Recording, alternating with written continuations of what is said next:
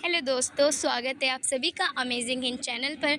और जैसे कि आप सभी को पता है कि हमने यूपीएससी, ईपीएफओ, ईएसआईसी, जेएसटी का पेपर यहाँ पे हम पूरा करवा रहे हैं और अत्यधिक सिलेबस हम पूरा कर चुके हैं। तो जिन्होंने अभी तक नहीं देखा है, प्लीज़ जाके देखिए और अपने सिलेबस को अच्छे से कवर करिए। तो चलिए, आज का जो मैं पाठ्यक्रम से लेके आई हूँ वो है आज का टॉपिक राजभाषा संवैधानिक प्रावधान। राजभाषा संवैधानिक प्रावधान धारा 17 में 343 से 351 तक आज हम ये पढ़ेंगे डिटेल में कि 343 और 351 में क्या बातें निहित की गई है। और ये हमारे पेपर में अक्सर ही पूछे जाते हैं और बहुत ही महत्वपूर्ण सवाल है। तो चलिए, आज के जो क्लास है हम शुरू करते हैं संवैधानिक प्रावधान से। देखिए, अनुच्छेद 343 से 351 तक राजभाषा को लेकर है विशेष प्रावधान। जानिए क्या कहता है संविधान। संविधान सभा में राज्यसभा पर 3 दिन की लंबी बहस के बाद 14 सितंबर 1949 को संविधान ने हिंदी को सर्वसम्मति से राजभाषा का दर्जा दिया था। यह आप सभी को पता है कि दर्जा इसको कैसे प्राप्त हुआ था।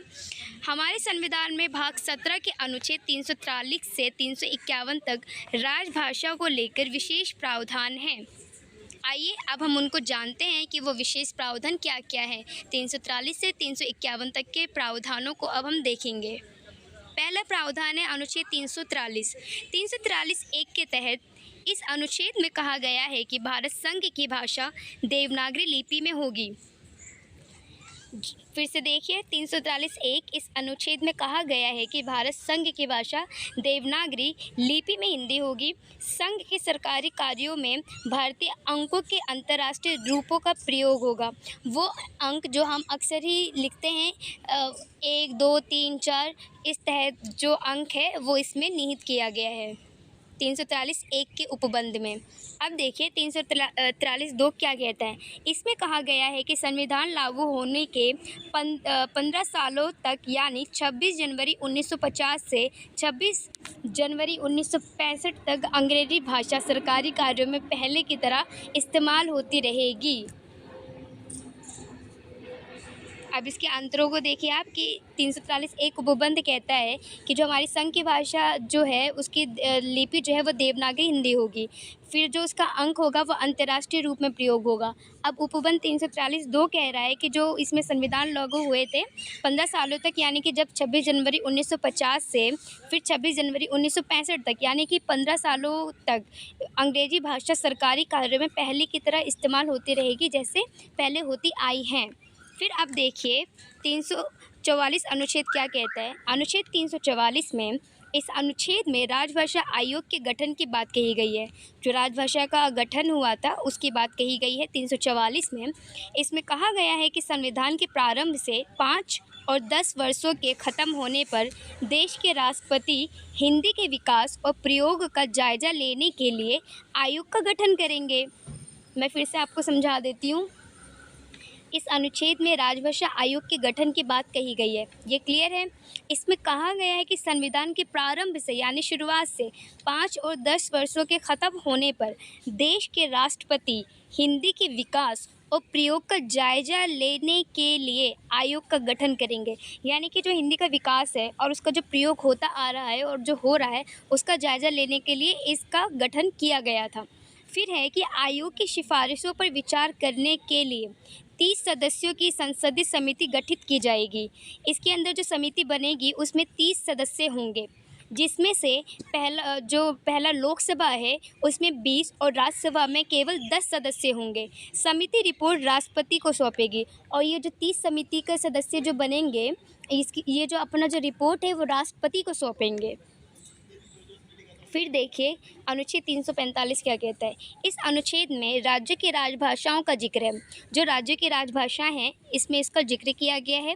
इसमें कहा गया है कि राज्यों की विधानमंडल अपने राज्यों में सरकारी प्रयोजन के स्थानीय भाषाओं या हिंदी को अपनाएंगे। यानी जो उनके स्थानीय प्रयोजन है उसकी जो भाषा और भाषाओं का जो हिंदी है वो अपनाएंगे। जब तक कानून द्वारा कोई प्रबंध नहीं किया जाता राज्य में अंग्रेजी पहले की तरह सरकारी कामों में प्रयोग होती रहेगी। यानी जब तक कानून द्वारा कोई प्रबंध नहीं होता है तब तक राज्यों में अंग्रेजी जैसे पहले के लिए प्रयोग करते थे कामों में, वैसे अब तक होती रहेगी। ये अनुच्छेद 345 में निहित है। अब देखिए अनुच्छेद 346 में क्या है। अनुच्छेद 346 में, इस अनुच्छेद में केंद्र और राज्यों के बीच संचार की भाषा को लेकर बात कही गई है। यानी कि जो संचार की भाषा है उसको लेकर बात कही गई है। इसमें कहा गया है कि संघ के शासकीय प्रयोजनों के लिए उस समय जो भाषा मौजूद रहेगी वही भाषा राज्य और संघ के बीच संपर्क भाषा रहेगी। मैं फिर से आपको दोहरा देती हूँ कि क्या है इसमें। 346 कहता है इस अनुच्छेद में केंद्र और राज्यों के बीच संचार की भाषा को लेकर बात कही गई है। इसमें कहा गया है संघ के शासकीय प्रयोजनों के लिए उस समय जो भाषा मौजूद रहेगी वही भाषा राज्य और संघ के बीच संपर्क भाषा रहेगी। यदि दो या अधिक राज्य आपसी सहमति से पत्राचार में हिंदी का प्रयोग करना चाहते हैं तो कर सकते हैं। यानी कि जो दोनों राज्य हैं, संघ और राज्य, अगर वो चाहती है कि हम अपना पत्राचार जो है हिंदी का प्रयोग करें तो वो जो है उसका जो प्रयोग है वो आसानी से कर सकती है। इसके ऊपर कोई भी जो बात है वो मनाही नहीं है, वो आसानी से प्रयोग कर सकती है। अब देखिए अनुच्छेद 347 में क्या निहित है। अनुच्छेद 347 इसमें राज्यों में दूसरे राज्यसभा को लेकर बात कही गई है। इसमें जो राज्य हैं दूसरे राज्यसभा को लेकर बात कही गई है।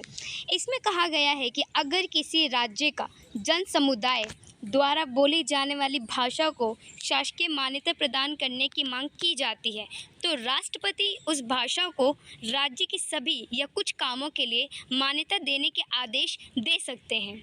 मैं फिर से समझा देती हूँ कि इस पे क्या निहित है। 347 अनुच्छेद कहता है इसमें राज्यों में दूसरे राज्यसभा को लेकर बात कही गई है। इसमें कहा गया है कि अगर किसी राज्य का जन समुदाय द्वारा बोली जाने वाली भाषा को शासकीय मान्यता प्रदान करने की मांग की जाती है, यानी मान लीजिए कि कोई ऐसा जन समुदाय है जो अपने आप को बहुसंख्यक मानकर और वो चाहता है कि हमारी भाषा को मान्यता प्रदान हो, तो वो अपनी मांग को है मांग जो है अनुच्छेद 347 में के जरिए वो मांग कर सकता है सरकार से। तो राष्ट्रपति उस भाषा को राज्य के सभी या कुछ कामों के लिए मान्यता देने के आदेश दे सकते हैं। तो फिर जो राष्ट्रपति है वो अपने प्रावधान इस प्रकार से दे सकते हैं कि उनको मान्यता जो है वो किसी कामों के लिए या फिर वो जो है राज्य के कुछ काम या फिर कुछ प्रयोगों के लिए मान्यता आदेश में दे सकते कि हाँ ये आपकी जन समुदाय की भाषा है और आप इसमें जो है काम कर सकते हैं और राज्य में इस्तेमाल कर सकते हैं। ये अनुच्छेद 347 में निहित है जन समुदाय को लेकर। अब देखिए 348 अनुच्छेद क्या कहते हैं। ये अनुच्छेद बहुत महत्वपूर्ण है। इसमें उच्चतम न्यायालय, उच्च न्यायालय और अधिनियमों की भाषा को लेकर बात कही गई है। यानी जो हमारा सुप्रीम कोर्ट है और उच्च न्यायालय हाई कोर्ट है उसके अधिनियम की भाषा को लेकर बात की गई है। इसमें कहा गया है कि जब तक कोई व्यवस्था ना की जाए तब तक हाई कोर्ट और सुप्रीम कोर्ट की भाषा अंग्रेजी में होगी। यानी कि इसमें कहा गया है कि जब तक कोई व्यवस्था नहीं होती है तो जो उनकी जो भाषा है वो अंग्रेजी में ही होगी। केंद्र और राज्यों के सभी विधेयक, अधिनियम, आदेश आदि का पाठ अंग्रेजी में होगा। इसमें जो केंद्र और राज्य के सभी जो विधेयक हैं, अधिनियम हैं, आदेश हैं आदि का जो पाठ है वो अंग्रेजी में ही होगा। ये अनुच्छेद 348 में सुप्रीम कोर्ट और हाई कोर्ट की भाषा को लेकर बात की गई है। अब देखिए अनुच्छेद 349 क्या कहते हैं। अनुच्छेद 349 संविधान में प्रारंभ से 15 साल तक के दौरान हाई कोर्ट, सुप्रीम कोर्ट की कार्यवाही अंग्रेजी के अलावा किसी अन्य भाषा में करने के लिए कोई संशोधन लोकसभा या राज्यसभा में राष्ट्रपति की पूर्वानुमति से लिया जाएगा। यानी कि इसकी जो अनुमति है वो राष्ट्रपति द्वारा लिया जाएगा। 15 साल के दौरान हाई कोर्ट और सुप्रीम कोर्ट की बात इसमें निहित है कार्यवाही में। अनुच्छेद 349 में ये बात निहित की गई है। अब देखिए अनुच्छेद 350। अनुच्छेद 350 कहता है कि कोई भी व्यक्ति अपनी परेशानियों के लिए संघ या राज्य के किसी भी अधिकारी को उस समय इस्तेमाल होने वाली राजभाषा में आवेदन दे सकता है। मैं फिर से दोहरा देती हूँ 350 कह रहा है कि अनुच्छेद 350 कहता है कि कोई भी व्यक्ति अपनी परेशानियों के लिए संघ या राज्य के किसी भी अधिकारी को उस समय इस्तेमाल होने वाली राजभाषा में आवेदन दे सकता है अपना। इसके अलावा अनुच्छेद 350 का में कहा गया है कि भाषाई अल्पसंख्यकों के लिए प्राथमिक स्तर में मातृभाषा में शिक्षा देने की व्यवस्था की जाएगी। अब देखिए 350 अलग कह रहा है, लेकिन इसी के अंतर्गत 350 क है, जिसमें ये निहित किया गया है कि भाषाई अल्पसंख्यकों के लिए प्राथमिक स्तर में मातृभाषा में शिक्षा देने की व्यवस्था की जाएगी। ये आपको अंतर याद रखना है कि 50 में क्या निहित था और 50 क में क्या निहित है। अब देखिए अनुच्छेद 351, अनुच्छेद जो 351 हमारा लास्ट अनुच्छेद है और इसमें क्या निहित है, ध्यान से सुनिए।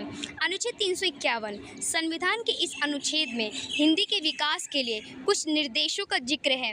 इसमें कहा गया है कि हिंदी भाषा के प्रचार विकास की जिम्मेदारी केंद्र सरकार की होगी।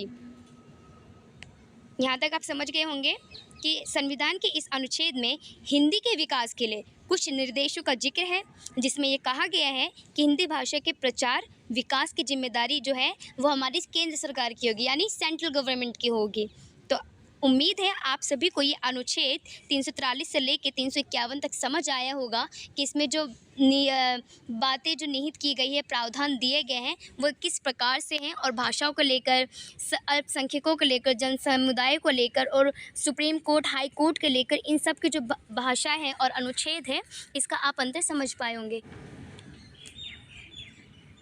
जैसे कि आप सभी को पता है कि 20 अगस्त को यूपीएससी जीएसटी का पेपर है, तो आप लोगों ने अपनी तैयारी जो अत्यधिक कर ली होगी, और जिन्होंने अभी तक नहीं किया है या फिर इनको कहीं मटेरियल या फिर सिलेबस का कहीं कुछ नहीं मिल पाया, तो प्लीज़ जाके अमेजिंग हिंद चैनल पर प्लेलिस्ट को देखिए। इसमें हमने 1976 अधिनियम, राजभाषा के कुछ प्रश्न और previous year question paper, IT tools, e governance और साथ ही साथ लैटिन भाषा के पर्याय को हमने कवर कर लिया है। और आज का जो टॉपिक हमने कवर किया था वो था राजभाषा संवैधानिक प्रावधान।